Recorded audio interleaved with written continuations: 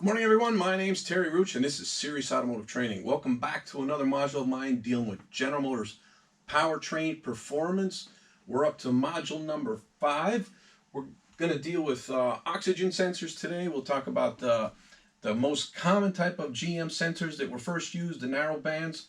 So what we're going to do is we'll go over the kind of a little bit of history on oxygen sensor. We use the computer-based training here from Powertrain Performance CDs to illustrate different patterns for you. We'll look at the Tech 2 to give you an idea of what you should be looking at when you're reading this sensor or sensors. And we'll also look at our Fluke meter to give you some pointers for diagnosing your oxygen sensor. So again, any questions for me, seriousautotraining@yahoo.com. If you have any feedback for me, give it to me on YouTube or just follow me on LinkedIn. Again, all my training comes from years of GM technician and from also working at 2 GM ASE schools. So let's begin. When you think of an oxygen sensor, here's a 4-wire sensor, okay, that we're going to use. This is out of actually I have a Hummer H2. So think of an oxygen sensor. It's obviously an input to your ECM, or I'll reference a PCM, Powertrain Control Module. So what it does is it communicates to the PCM. So it's an input. The term I want you to remember is it measures combustion. So it communicates what's going on in the cylinder, or what's coming out of that cylinder or bank of cylinders, to the PCM. That's going to adjust your air-fuel ratio once the computer goes into a closed loop to make sure that that catalytic converter is properly functioning. So when we talk about catalytic converters down the road, we'll get more into this feedback system. But what's something I want you to remember: cats aren't killed, they're murdered. So this is the whole reason for understanding what the sensor does to protect that cat, so it could efficiently and effectively clean up our exhaust. So let us begin. First, we'll talk about the single wire. This came out around 84, I believe, 1984, a long time ago. It was the first one I'd probably seen on a GM car when you had feedback carburetors with MC solenoids. So very long time ago. What they did was they ranged from about 450, if you look at our chart here. So anywhere between the reference voltage that was coming out of the PCM, which is around 0.5 volt, it ranged up to around 600 millivolts down to anywhere around 300 millivolts. So it was effective, very slow. They didn't have heaters in them. So let's take a look here at our computer-based training. First, we'll talk about the 1-wire sensor that first came out. So if you look at it, it's mounted in the exhaust system.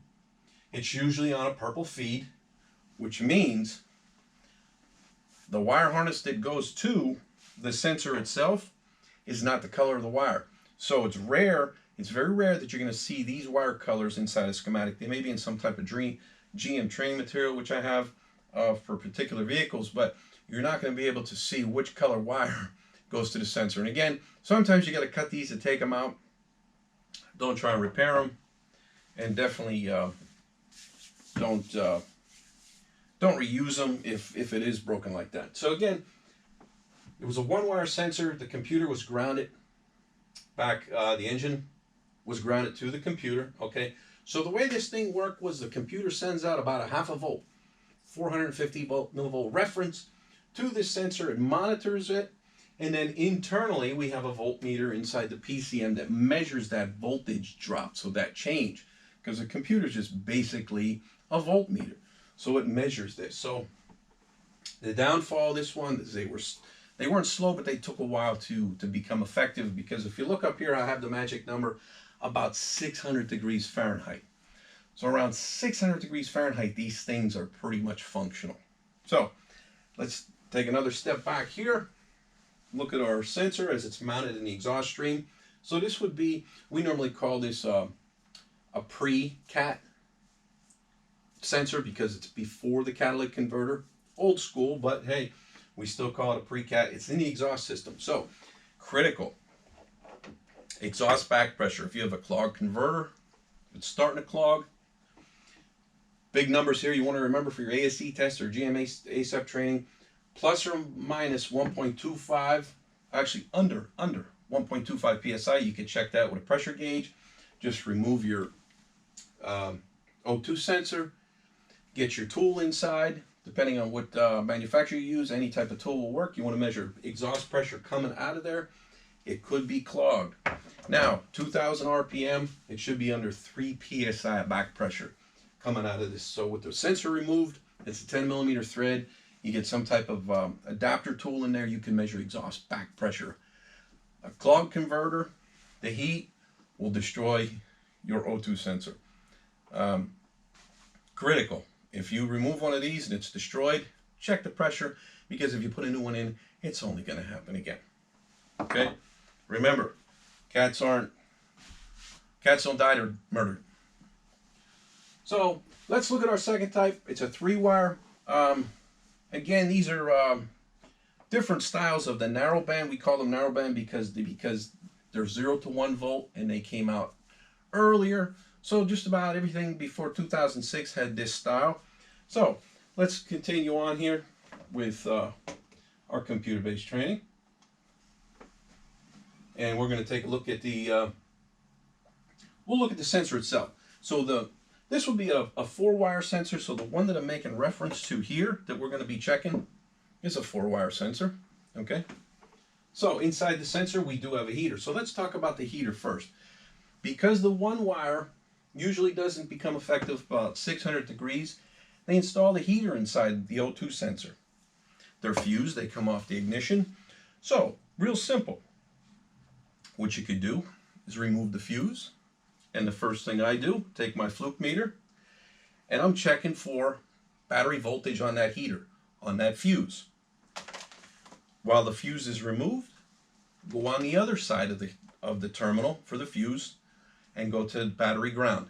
Now you're measuring the internal resistance of this heater. So from the other side of the fuse terminal through the heater to ground. Now, that'll tell you if it's shorted or if it's blown out. Or if you want, once it's removed, simply, and I'm going to touch these terminals because I don't have alligator clips, but once it's removed,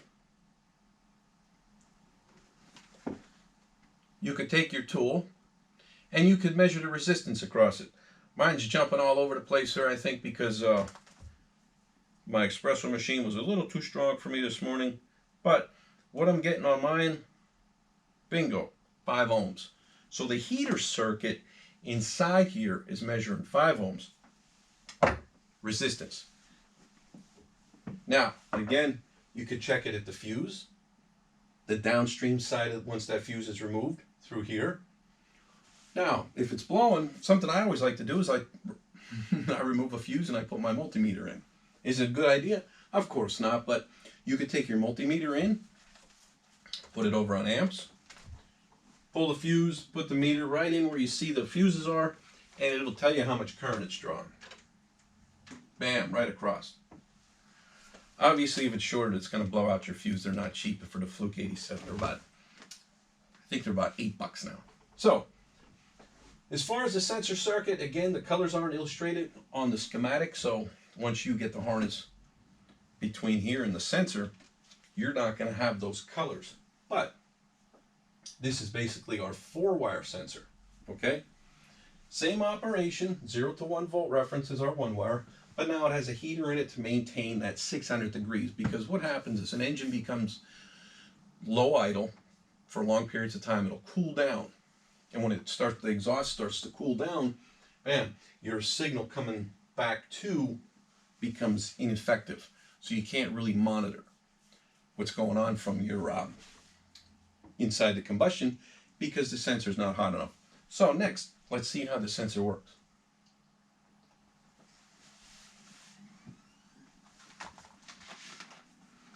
So inside the sensor, here's our 4-wire. So inside the sensor itself, the top has vents that are open to the atmosphere across the top. The bottom has is vented, or not vented, but is fanned to the exhaust system. So think of this as a small heat generated battery.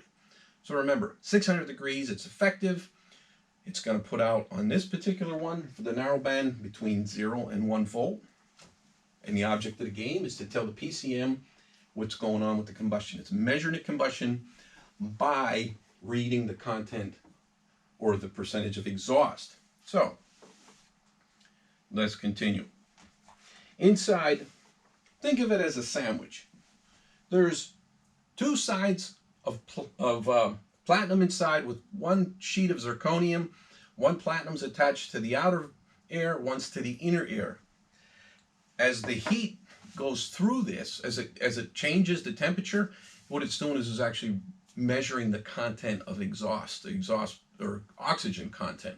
So that reading is sent back via the two wires or one wire back to the PCM to communicate this information. So let's look here at what we're talking about. So our sensor, bam, we have our 21% oxygen. That's what we're breathing now. So the two different modes, the above the 450 volts or below the 450 volts. So above our reference voltage. This one here is monitoring less oxygen, so it's a higher voltage output from the sensor. This one here, same 21% oxygen. This guy has 2% oxygen, and it's a less voltage output. So think of it as lean. So lean is about 0.3 of a volt or 300 millivolts, and the rich right here is above the 600 volts. So let's look at a chart here. So if we were to graph this operation, okay, as we came out of our reference voltage, as it warms up, anything above the 650 millivolts is telling the computer, hey, we're measuring combustion and it's a low oxygen, it's rich. Now, computer adjusted the pulse time of the injectors. It swings down to around 300 millivolts. Now it adjusts again, swings back up. So it's a constant swinging is what you want to see. Okay? Beautiful pattern, simple operation. Okay? And we'll get into the graphics here in a little bit. But something that I always that I've done in the past is you could fool the computer. So let's back up here a second and fool the computer. So what I always did is if you unplug the single wire O2 sensor, okay, unplug it right here, take this terminal and ground it. When you ground it, you're going to be able to track on your Tech 2 that oxygen content just went through the roof. It just went, well, it actually dropped down to 0. On the opposite, you could take this sensor, unplug it, use this terminal, one finger on a battery positive, the other finger on here. It sends 1 volt through your body and tells the computer, hey, this oxygen content is low. We just went through the roof. Now we're measuring 100 millivolts. So you're not going to see the reading on the sensor because now you are the sensor, but you're fooling the computer. So this is where you could tell using your scan tool if the control side is working. So if you're having a problem with your O2 sensor code, from here back, just fool it. From here to the battery, or just ground this. It'll reference, it's going to take this O2 sensor out of the picture, and it's going to give you either high or low, and you could see that function working. Okay, don't leave it on too long. You could burn a converter up. You're dumping a lot of fuel in if it's grounded. So again, if it's high, it's going to be low oxygen, rich condition, so you'll see your injector pulse just dropping off. Okay? Feedback control. Let's get back into this. We'll talk about the patterns here. And here we go. Number next. So let's talk about normal operation. So this would be a normal operation. I just illustrated to you the 450 millivolts, or 0.45 volts if you want to 0.45. It's around half a volt. Illustrated here through a normal pattern. Looks great. So let's say it's rich too long. So our oxygen sensor is saying, hey, this cylinder's too rich. there's not enough oxygen in it. We're going down to, we're too high, it's measuring too much, not enough oxygen in the combustion. So this is just an indicator of what you're seeing here for if it's rich too long. If it's lean too long, now we're on the bottom side. Okay? Too much oxygen, it's running lean. So it's a low output. And again, right here, this would be a lazy O2 sensor. An O2 sensor is getting weak. Old one is just too slow. It's riding the slow waves. Okay? So just some really good reference material here. And again, anytime you pull a sensor, it's always a good idea to stick that tool in and measure exhaust back pressure. Whichever one you have, they're pretty cheap. They're out there. Small pressure gauge, 1.25 psi should be the highest when it's at idle, and 3 psi is the max at 2,000 RPM. Now don't forget this is really hot. 600 degrees is the norm here that with an engine idling. So be careful with your safety precautions. Again, just to talk about reference what we talked about today, we talked about the narrow band injectors. So it's a 0 to 1 volt input, measures the combustion, tells the computer what's going on with the content of the exhaust. Around 600 degrees is when they become effective. So that's when we hit that closed loop scenario. Okay. Remember the single wire, the real good trick I showed you to ground it or power the lead going to the PCM, and that'll get you. Actually, the single wires are normally just an ECM. We call them those, but that will fool our computer to change the pulse width on the injector, so it tells you if that side of the house is working. We gave reference to the signals here. Talked a little bit about our Tech 2. We're going to get the Tech 2 up and running in the next program. We'll have it real good plotted graphs to look at on the screen here. We went over measuring with the Fluke meter, the heater circuit. Again, I got 5 ohms. T-pins work great. It's part of your sewn kit. If you don't have the leads to get in there, just don't stab it. So again, we're going to pick up next time. We'll continue with the widebands injectors. We're going to get the graphs up, and we'll keep on rocking here with GM Powertrain performance training. Great help for your ASE test, or for even if you're